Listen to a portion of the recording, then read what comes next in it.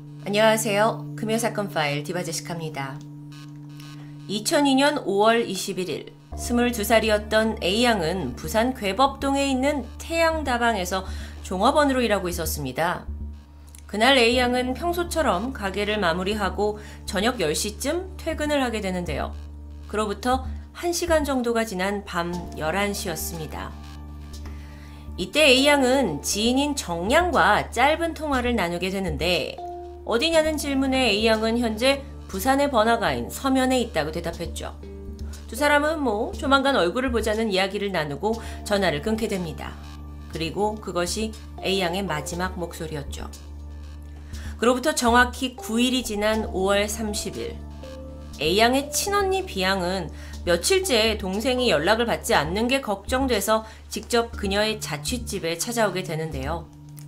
사실 언니가 종종 반찬도 해다주고 또 바쁠 때는 집 청소까지 해주던 사이였는데 이렇게까지 동생이 오랜 시간 연락이 두절된 건 처음이었습니다. 언니가 집에 가서 초인종을 눌렀지만 안에는 인기척이 없었고 여기에 이상한 낌새를 감지한 그녀가 동생이 일하고 있는 태양다방에 찾아갑니다. 그런데 그곳에서 예기치 못한 이야기들을 듣게 되죠. 다방 사장과 직원들 모두 이미 며칠 전부터 A양과 연락이 되지 않는다는 겁니다. A양의 마지막 출근 날은 5월 21일.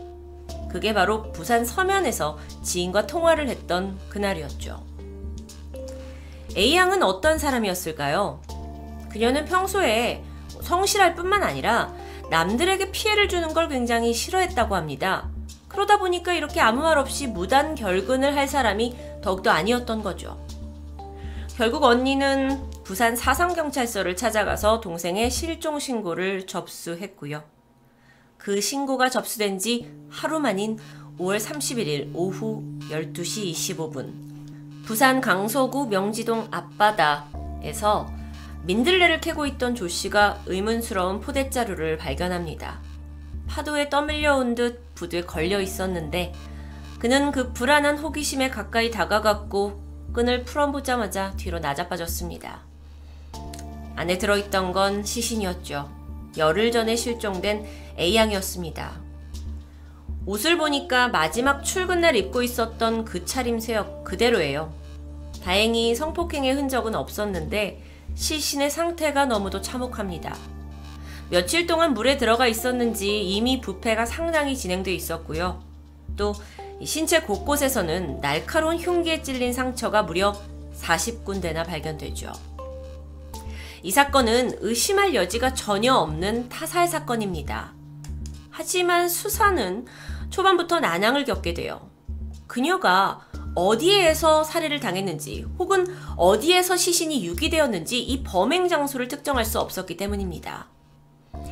A양이 발견된 곳은 낙동강 하구 쪽이었는데 그렇다 보니까 이 시신이 강줄기를 타고 떠내려온 건지 아니면 바다 조류에 휩쓸려서 역류해 온 건지 도통 알 수가 없었던 겁니다. 그 와중에 경찰은 우선 이 A양 주변인을 중심으로 용의자 탐문을 시작했고요. 그중 매우 수상한 인물들이 포착되죠. 가장 먼저 A양이 일하던 다방에서 단골 손님이었던 김씨입니다. 김씨와 A양은 서로 호감을 가지고 있었는지 줄곧 연락을 주고받는 정황이 남아있었어요. 하지만 이상하게도 A양이 실종된 직후 김씨의 연락도 끊어져 버린 상황입니다. 그래서 경찰이 김씨를 조회해보니까 심지어 그는 과거에 폭행, 절도 같은 강력범죄 이력까지 가지고 있었고 여기에 경찰은 일단 그를 참고인 자격으로 소환하게 되죠. 그래서 조사를 해보니까 김씨가 이 A양이 실종된 그날 그 시각에 무엇을 하고 있었는지 정확한 알리바이를 대지 못합니다. 정말 그가 이 사건의 범인일 수 있다라는 의심이 강하게 들지만 확실한 물증이나 증인이 없었기 때문에 진범으로 기소하는 것은 불가능했습니다. 그러던 중 수사가 갑자기 급물살을 타게 돼요. 유력한 용의자가 무려 3명이나 신원이 파기된 겁니다. 도대체 어떻게 된 일이었을까요? 전말은 이렇습니다. A양이 실종된 바로 다음 날인 5월 22일에 그녀의 통장에서 상당한 돈이 인출된 정황이 확인됐죠. 그리고 해당 지점의 CCTV를 조회한 결과 나왔습니다. 20대 중반? 이렇게 빨간 모자를 눌러쓴 남성이 통장에서 약 290만원 정도를 인출하는 장면이 포착된 거예요. 자, 그런데 문제는 A양이 통장에서 돈을 인출한 게 이 남성뿐만이 아니었다는 겁니다. 또 있었나요? 네. 나머지 2명의 용의자들은 모두 여성이었습니다. 두 사람은 A양이 일하던 다방에서 좀 떨어진 이 다른 북구 덕천동에서 600만원을 인출하는 장면이 포착됐죠. 그 과정에서 A양의 적금을 해지한 사실까지 있었습니다. 의심할 수밖에 없는 정황이죠. 불행 중 다행인 건 이 두 여성의 얼굴은 전혀 가려지지 않았고 CCTV에 비교적 또렷이 포착되었다는 점이겠죠.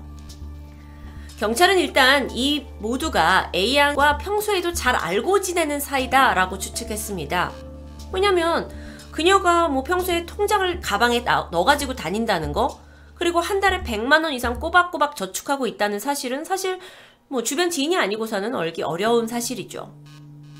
그렇다면 범행 동기는 그 돈을 훔치려고 한 걸 거고, A양의 몸에 있던 40군데의 상처 또한 범인들이 통장의 비밀번호를 알아내기 위해서 그녀에게 고문을 과하는 과정 중에 생긴 수 있는 그런 가능성이 가장 높습니다.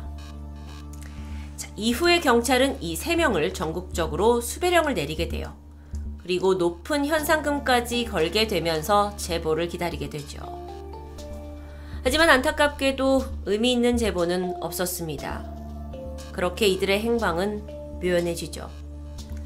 사실 CCTV라는 상당히 구체적인 증거가 남아 있었는데도 불구하고 결국 이 사건은 10년이 넘는 시간 동안 미제로 남아버립니다. 하지만 끝이 아니었죠. 그러던 지난 2016년에 SBS 그것이 알고 싶다 팀에서 일명 태양다방 살인사건이라는 걸 방영한 후에 이 여성 용의자 2명을 검거하는 쾌거를 이루게 돼요. 그러니까 방송을 보고 내가 아는 사람인데? 하고 이제 부산경찰서에 신고를 하게 된 거죠. 이 두 여자는 A양이 살해되던 2002년 당시에 부산의 한 주점에서 함께 일하던 종업원들이었습니다. 그리고 뒤이어서 이 돈을 인출한 남성의 신원도 밝혀지는데 바로 주점의 단골 손님 양씨였죠. 두 여성, 경찰 조사에 불려왔습니다. 그런데 자신들은 그냥 양씨가 살해금을 준다는 말에 혹해서 심부름을 한 거라고 진술했어요. 그가 자신들에게 A양의 통장을 줘서 적금을 깨고 현금을 인출해 왔을 뿐 그 외에는 아무것도 알지 못한다고 말합니다. 정말 아무것도 몰랐던 걸까요? 이후에 경찰은 양 씨의 소재 파악에 전력을 다하게 됐고 머지않아 검거에 성공하게 되죠. 양 씨는요, 부산의 한 공장에서 노동직으로 근무하고 있었습니다. 조회를 해보니까 이미 수많은 전과가 있었는데 A양이 발견된 지 2달 후인 2002년 7월에 그러니까 사건이 있는 지 2달 후에 미성년자 성매매 알선 혐의로 집행유예 3년을 선고받기도 했죠. 이게 다가 아니에요. 1년 후인 2003년에는 부녀자 강간 혐의를 받았고 10년간 복역을 한 후에 출소했습니다. 그리고 출소한 지 2년 만에 다시 A양 강도살해 혐의로 검거된 겁니다. 하지만 체포된 양 씨는 혐의를 완강히 부인했어요. 그래서 경찰로서는 이제 중요한 건 이 CCTV 속의 인물이 빨간 모자가 양 씨다라는 걸 밝혀야 했습니다. 근데 이게 사진만으로는 좀 어려운 작업이었고 당시 사용된 수표의 필적과 양 씨의 필적이 동일하다라는 결과가 결정적으로 나오면서 혐의가 뚜렷해지죠. 그런데 이때 양 씨가 말을 바꿉니다. 나는 사실 길에서 A양의 가방을 주웠다. 그 가방 안에 수첩이 들어있었는데 수첩에 비밀번호도 적혀있더라. 그래서 나는 통장에 돈을 인출한 거다. 그렇게 되면 이건 단순 강도 사건이 되겠죠. 근데 그거를 인정은 하지만 살인은 저지르지 않았다는 거죠. 자, 그럼 이제 경찰은 그가 살인 혐의가 있는지에 대해서 증거를 모으는 게 핵심이었습니다. 아주 흥미로운 게 발견되는데 2002년, 그러니까 사건이 있었을 당시에 양 씨는 이 사건 직후 자신이 몰던 국산 스포츠카를 중고로 처분한 기록이 남아 있었어요.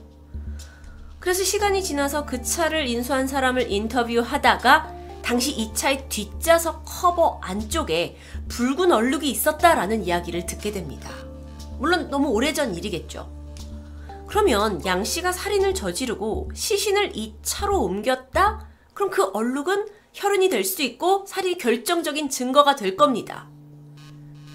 하지만 사건이 10년간 미제였고 심지어 이 차는 양 씨가 검거되기 몇 개월 전에 폐차가 돼버려요. 그래서 별다른 소용이 없게 돼버렸죠. 그 외에도 경찰은 계속해서 양 씨의 휴대폰을 살펴보게 되는데 살인죄 공소시효, 공소시효 폐지 같은 범인들이 검색할 만한 그런 단어, 기록이 나옵니다. 하지만 이 기록만으로는 증거로 되게 부족했어요.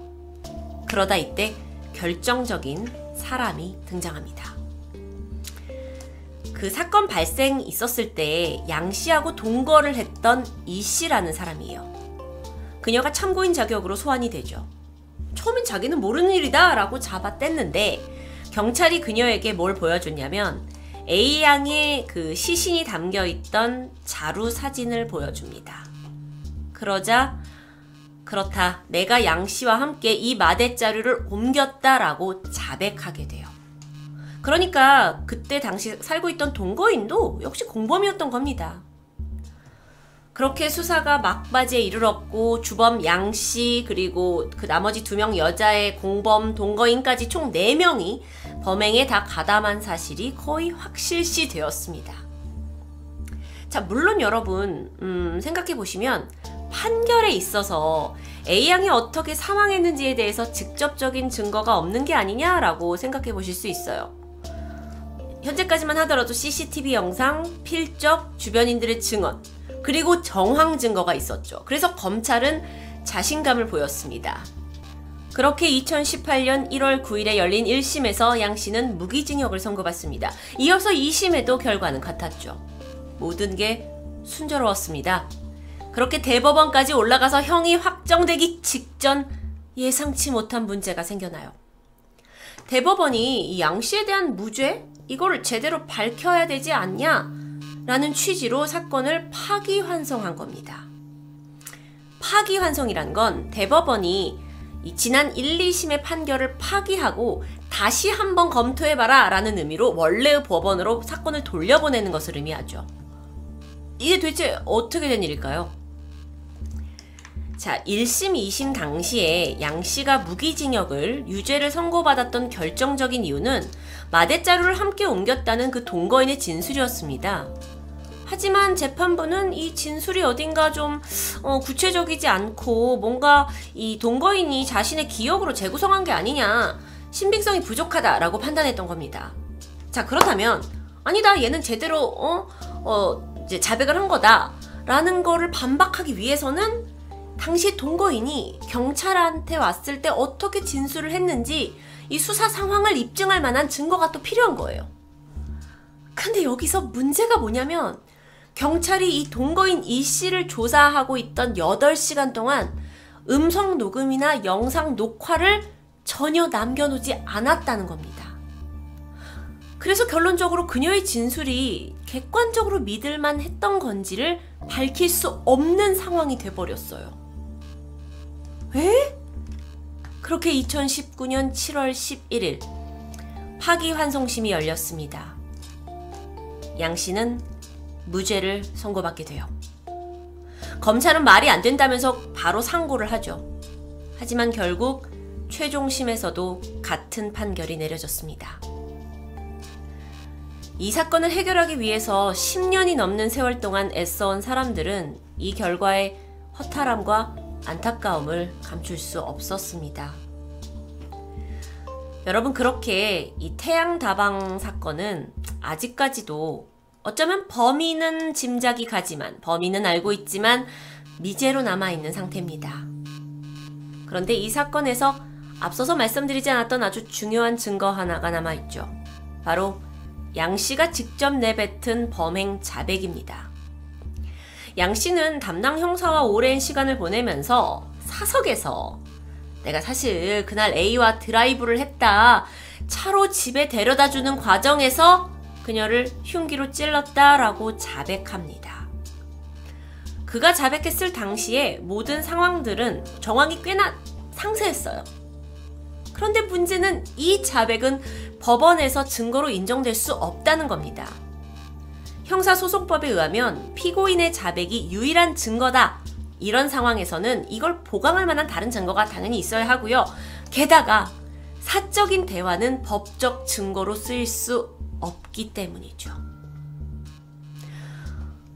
양 씨는 이 사건에서 검거가 되기 이전에 이미 오랜 수감 생활을 한 사람입니다. 그래서 법의 허점을 잘 알고 사석에서는 형사들에게 마치 다 자백을 한 것처럼 술술 말을 하다가도 다시 공석에 와서 오피셜하게 왔을 때는 절대 그런 적이 없다면서 소위 형사들을 물먹였던 것으로 보여요. 이렇게 유력한 용의자가 범행을 자백했음에도 불구하고 결국 무죄로 풀려나게 된 안타까운 현실에 참 당황스럽죠. 이 사건을 통해서 살인사건의 판결에 있어서는 직접 증거의 중요성 당연하고요. 그리고 그 수사 과정에 있어서 더욱더 치밀함이 더해져야만 우리가 범인을 검거할 수 있다라는 걸 관계된 모든 사람이 뼈저리게 배웠습니다. 태양다방 살인사건 아직은 미제로 남아있지만 부디 그 진범이 죗값을 받을 수 있게 되길 진심으로 바라봅니다. 금요사건 파일 디바제식합니다.